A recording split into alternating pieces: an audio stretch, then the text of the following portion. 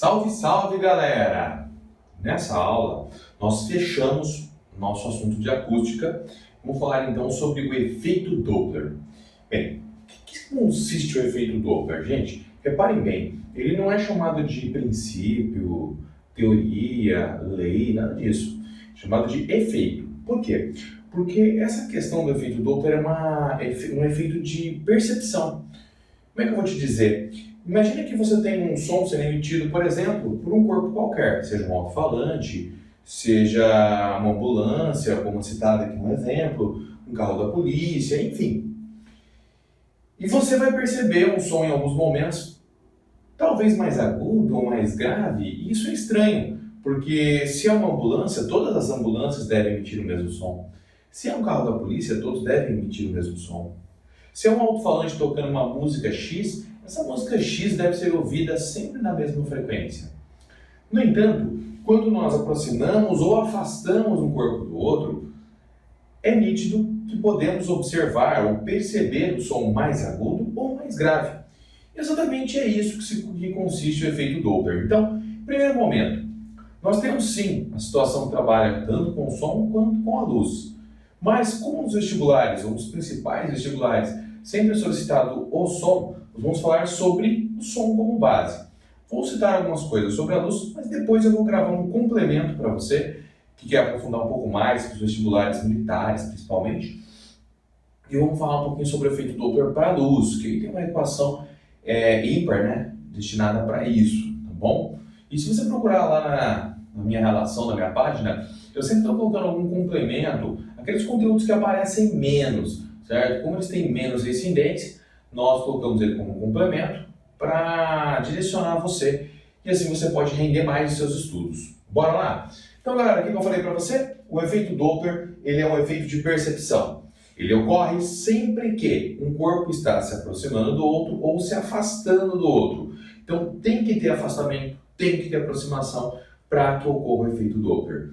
Ele não altera a frequência emitida por uma fonte. Apenas a fonte pode fazer isso, tá? Mas ele muda a tua percepção. Aqui nesse caso, eu coloquei uma ambulância e uma pessoa à sua direita e outra pessoa à sua esquerda. Essa ambulância vai emitir um determinado som. Então, a partir da sirene dela, ela vai emitir um som que vai atingir a pessoa da direita e que vai atingir também a pessoa que está à esquerda. Porém, como a fonte está parada e os observadores estão parados, não existe então nenhuma aproximação, nenhum afastamento. Essas pessoas estão ouvindo nesse momento, percebendo, observando a frequência da fonte, a frequência original. Posso dizer para você que nesse caso, a frequência observada é a própria frequência da fonte. Tanto para a pessoa que está à direita, quanto para a pessoa que está, nesse caso aqui, à esquerda. Tanto um quanto o outro vão perceber os sons reais, sem alterações. Porém, em algum momento, essa ambulância recebe um chamado e ela tem que se deslocar. Nesse momento, ela inicia o movimento. É interessante porque quando ela emite o primeiro som, está aqui a primeira crista, ela se movimenta na direção dela. Então, quando ela emitir a próxima, ela vai estar mais próxima do que ela estaria se ele tivesse parado. E aí ele vai emitir a próxima e a próxima. E em relação ao som original, você percebe que eu tive uma sequência maior de cristas. A pessoa que está ouvindo isso tem a impressão de ouvir uma sequência de repetições maior. Ou seja, a frequência observada nesse momento, onde existe entre a fonte e o observador uma aproximação, é uma frequência maior do que a frequência que realmente foi emitida pela fonte. Ou, em outras palavras, eu posso dizer que essa pessoa, esse observador, cuja ambulância está se aproximando dela, cuja fonte está se aproximando dela, ela vai perceber um som mais agudo. Porém, do outro lado, a outra pessoa que estava lá no canto, essa ambulância agora, ela está se afastando dela. Então, entre os dois, existe um afastamento. Então, um afastamento entre eles.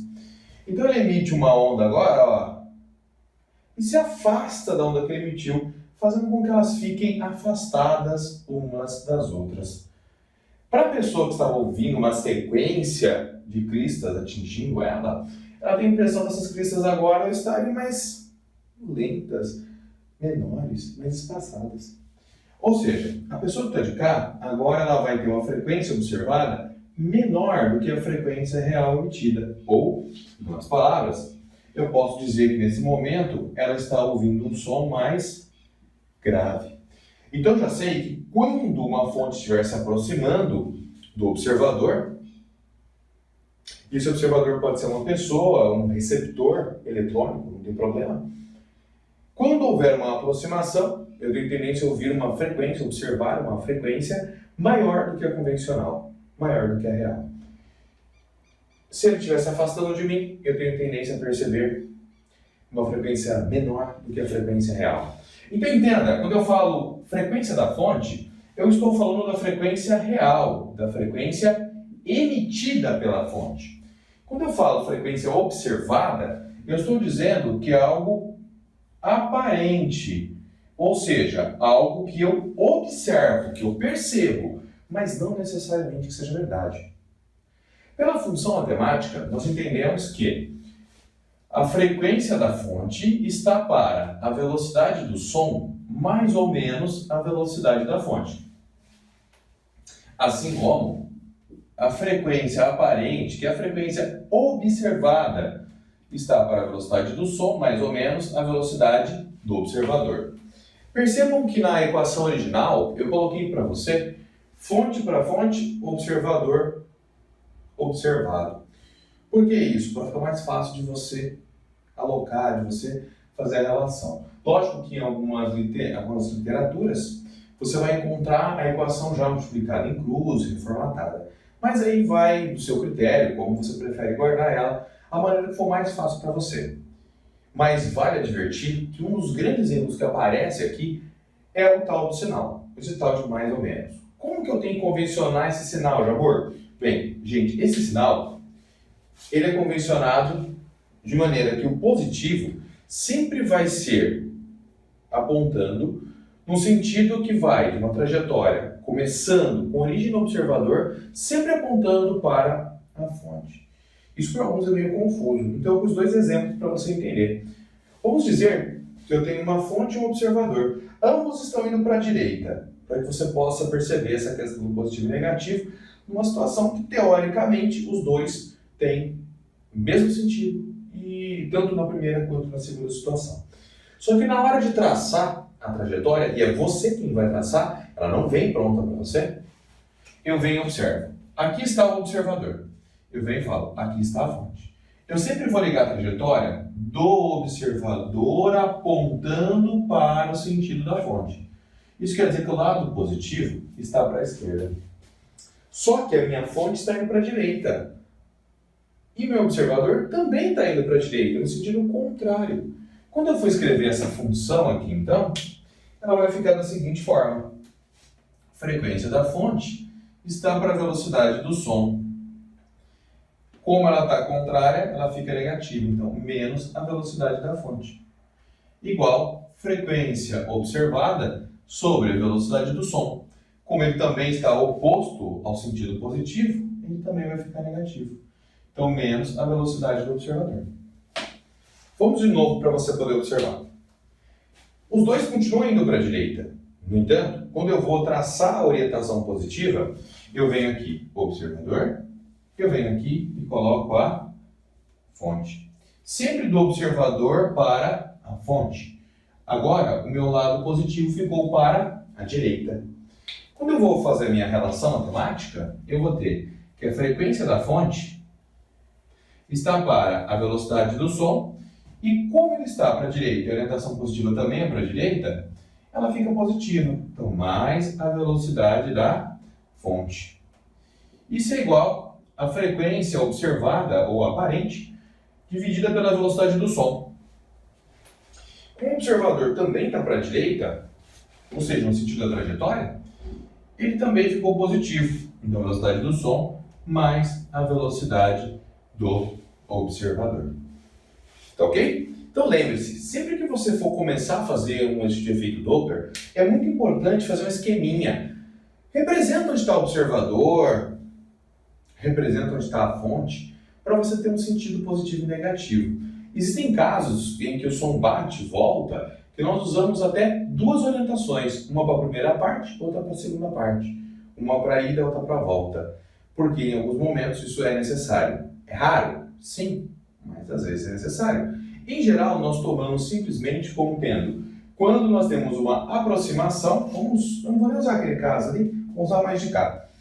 Quando eu tenho uma aproximação, eu vou ter uma frequência maior, uma percepção de uma frequência maior. Quando eu tiver um afastamento, eu vou ter a percepção de uma frequência menor. E se eu pensasse em luz, Jabor? Bem, para eu poder pensar em luz, gente, lógico, a equação não é a mesma, tá? Mas o princípio é. Então, primeiro, para eu pensar na luz, eu tenho que pensar em movimentos com velocidades próximas da luz. Já que eu não vou usar a velocidade do som, né, 340, eu vou usar a velocidade da luz, 310 a oitava metros por segundo. Para eu poder perceber o efeito Doppler na luz, eu tenho que pensar em corpos que se movimentem com altíssima velocidade. Então é comum pensar em estrelas, por exemplo, que se movimentam em órbitas, né? Nós entendemos que se uma estrela estiver se movimentando em órbita, ora ela vai se aproximar da Terra, ora ela vai se afastar, ora ela vai se aproximar do nosso sistema solar, da nossa galáxia, ora se afastar. Entendo que aproximar e afastar, nesse caso, ainda é bem longe daqui. É apenas um movimento vindo para o nosso lado e se afastando, apenas isso, tá bom? Quando ele fizer o movimento de vir, de aproximação, nós temos tendência a perceber uma frequência maior. No caso da luz, frequências maiores são os tons de azul. Por isso pensamos muito no azul, anil e violeta, inclusive no ultravioleta, para pensar numa frequência mais elevada. Então, quando o corpo está se aproximando da Terra, uma aproximação, eu posso ter uma percepção alterada da sua verdadeira cor. E aí eu posso ter a impressão que ele é azulado, porque ele está se aproximando, pelo efeito Doppler, eu percebo uma frequência maior. Se ele estiver agora se afastando, eu tenho tendência a perceber uma frequência menor. Nesse caso, pensamos nos tons de vermelho, né? Que é muito comum falarmos do infravermelho, né? Não precisa de mira telescópica, né? E nesse caso, eu estou pensando numa frequência menor. Então eu posso perceber a cor desse corpo de maneira alterada. Eu posso pensar que ele é mais avermelhado, certo? Sendo que ele emite outro tipo de frequência, mas devido ao efeito Doppler, durante o afastamento, eu vou perceber uma luz mais avermelhada. Mas vamos deixar bem claro, isso não quer dizer que quando passar um carro da polícia virando da esquina, você vai ter essa percepção. Você não está se movimentando perto da velocidade da luz. Então, para você, isso não é perceptível para a luz. Para nós, isso não é perceptível. Para corpos que estão aqui na Terra, isso não é perceptível. Nós pensamos em luz para velocidades próximas da luz. Som para velocidades próximas da velocidade do som, possíveis. Tá? Caso contrário, não vai dar certo. Ok? Então, galera, eu espero que você tenha entendido esse efeito Doppler e tenha entendido que é um efeito de percepção que ocorre com aproximação e afastamento de corpos. Tá? Gostou? Dá aquela curtida lá na minha página, segue, eu estou sempre colocando vídeos novos. Tá? Quer comentar alguma coisa? Já vou acrescentar mais isso ou aquilo, exercícios, exemplos, coisas que possam levar você à aprovação. Eu vou estar sempre adicionando, ok? Galera, então lembre sempre que o Hulk esmaga e que você esmaga no vestibular.